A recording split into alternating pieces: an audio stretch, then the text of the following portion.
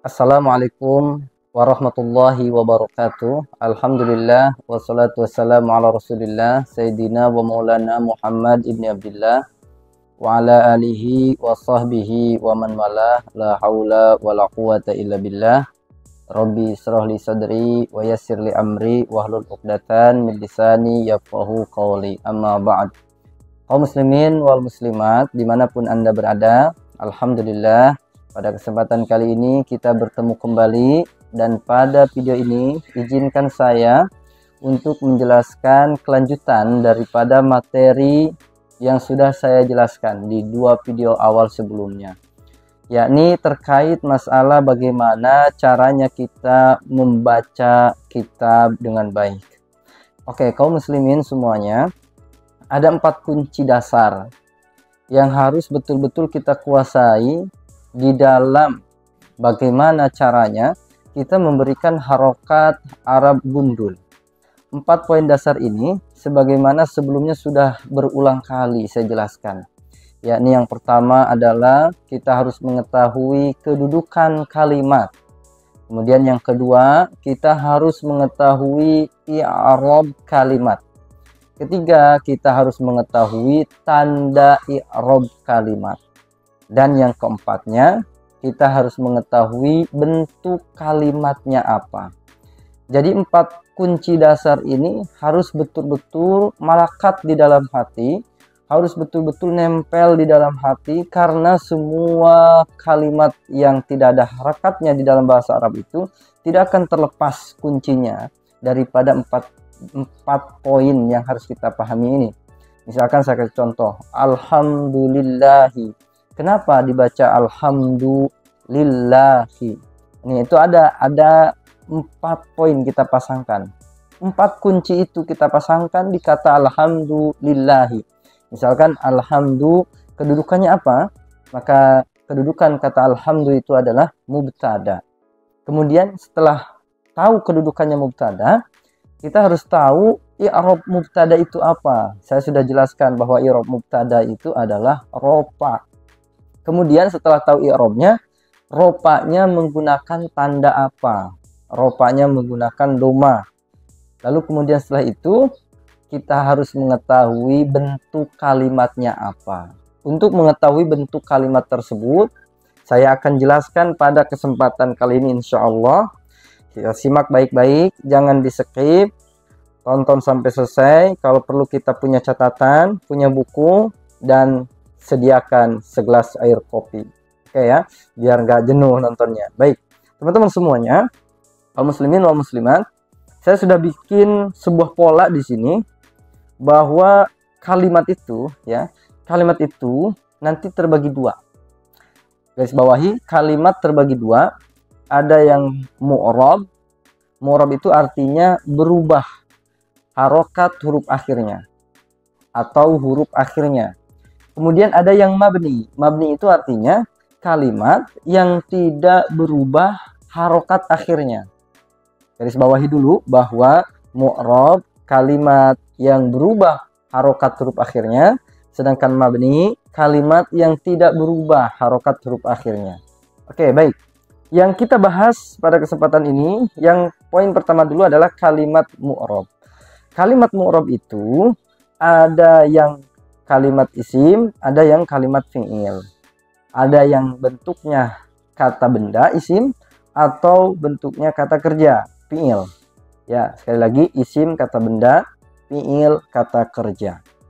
Kata benda itu banyak, seperti jam, seperti handphone, seperti kapur tulis, seperti baju, pakaian, tempatnya segala macam, itu namanya isim kata benda. Kalau kata kerja seperti menolong, menulis, menendang, memukul, membuka, ya itu namanya kata kerja.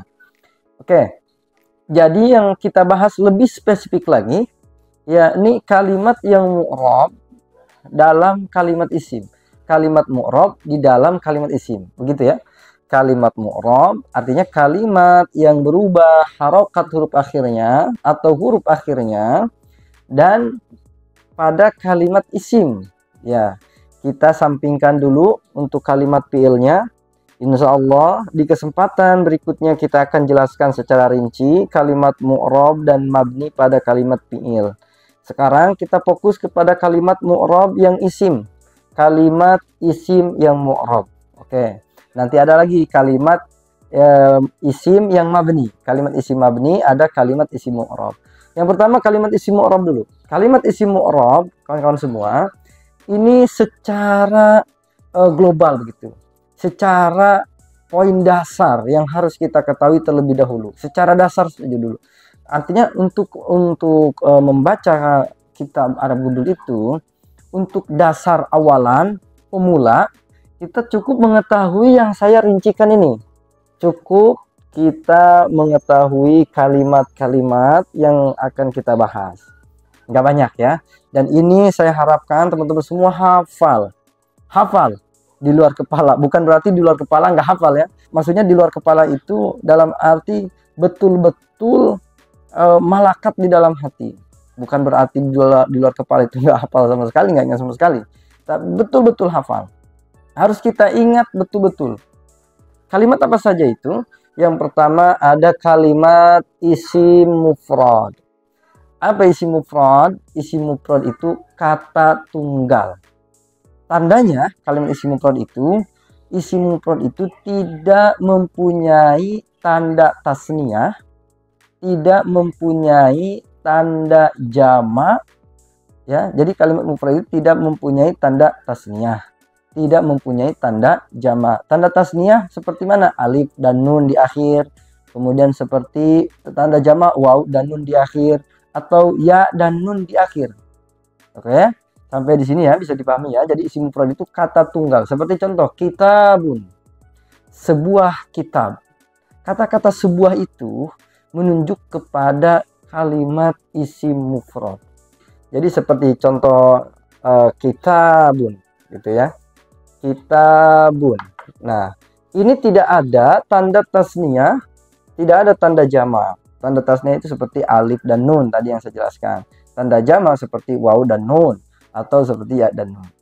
Kemudian yang kedua, ada kalimat jamak taksir. Kata tunggal dibuat untuk menunjuk kalimat yang banyak, gitu ya.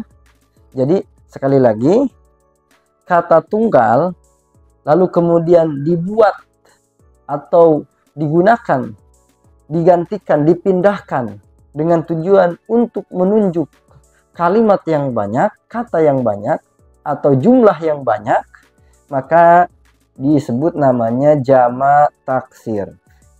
Kitabun, sebuah kitab.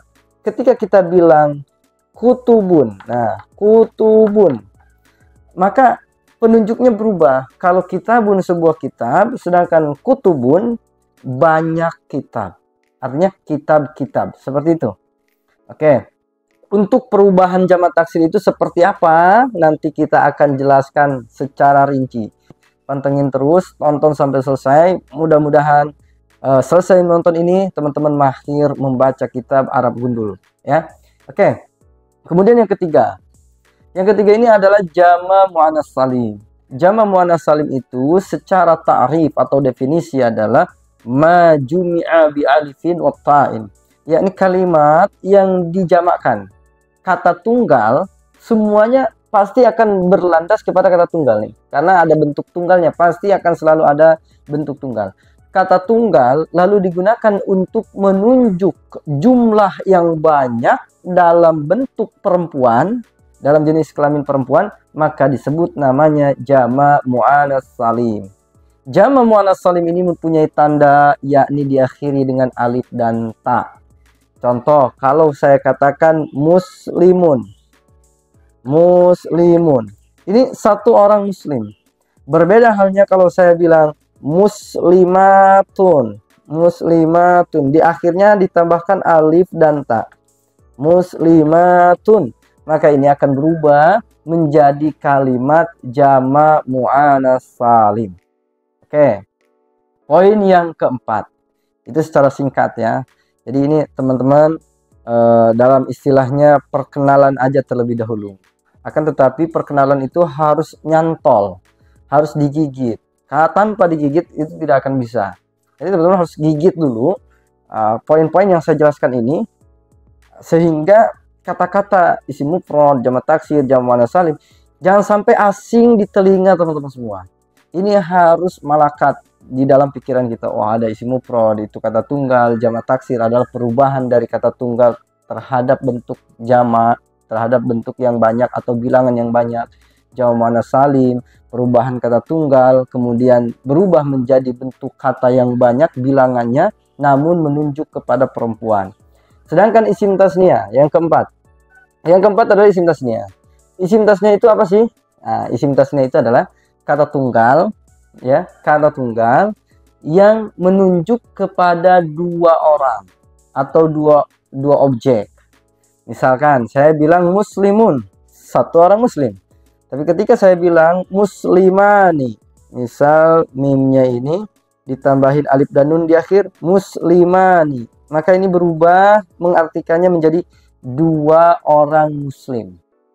Ya, ini namanya isim tasniyah. Berarti isim tasniyah itu adalah kalimat yang diakhiri alif dan nun, atau bisa juga dia diakhiri dengan ya dan nun. Muslimaini.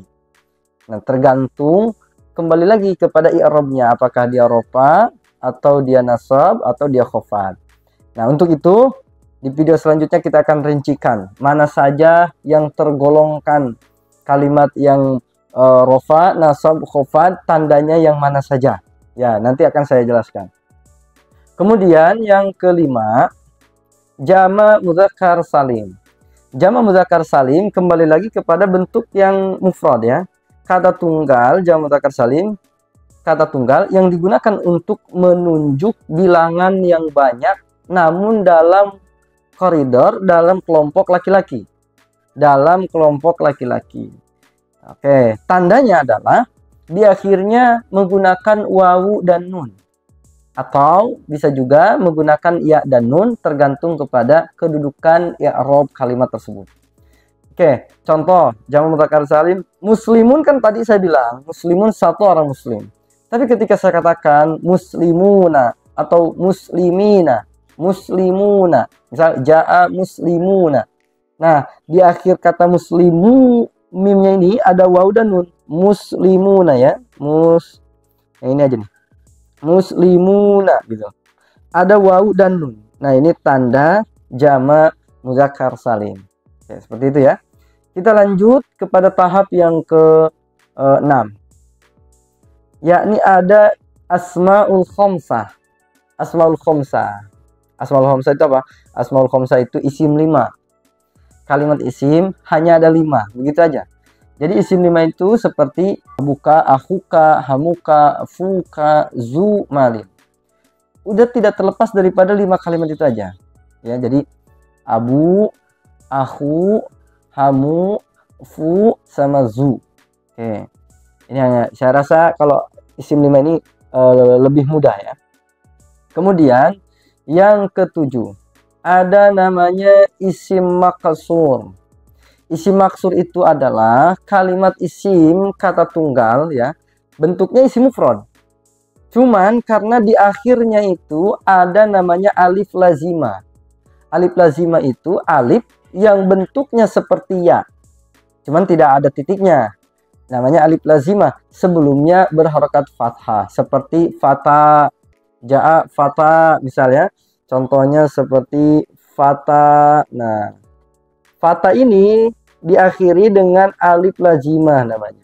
Ini disebut namanya isim maksur. Ini berubahnya secara takdir.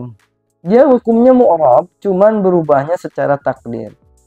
Lalu kemudian isim manqus. Isim manqus ini setiap kalimat isim yang bentuknya kata tunggal diakhiri dengan ya lazimah. Kalau isim maksur alif lazimah, kalau isim manqus disebut namanya ya lazimah. Ya lazimah itu bentuknya ya, ada titiknya, sebelumnya kasroh, seperti ja'a al-qodi, al-qodi. Nah, itu qodi itu namanya isim manqus. Ja'a al-qodi, ra'aitu al-qodiya, marartu bil qodi. Nah, seperti itu ya. Kemudian yang terakhir ada kalimat isim ghair munsharif. Seperti namanya, isim ghair munsharif itu adalah kalimat isim yang tidak boleh ditanwinkan. Kalimat isim yang tidak menerima akan tanwin. Ini namanya isim ghair munsharif. Seperti Ahmada, Fatimata, Usmana, Ibrahima, Jibrila. Nah, itu kalimat-kalimat isim ghair munsharif. Seperti apa bentuknya kalimat isim ghair munsharif? Kemudian kalimat jamak taksir. Yang saya rasa yang perlu didalami itu adalah kalimat jamak taksir, lalu kemudian kalimat isim ghair munsharif. Kalau yang lain ini sangat gampang sekali untuk membedakannya. Sangat mudah karena di akhirnya ada tanda-tandanya. Sedangkan kalau untuk isim ghair munsharif kemudian jamak taksir ini butuh pendalaman secara khusus. Untuk mendalami secara khusus, insya Allah kita akan buatkan di video berikutnya. Mudah-mudahan manfaat bagi kita semua dan bisa dipahami. Terima kasih. Walafuminkum. Wassalamualaikum warahmatullahi wabarakatuh.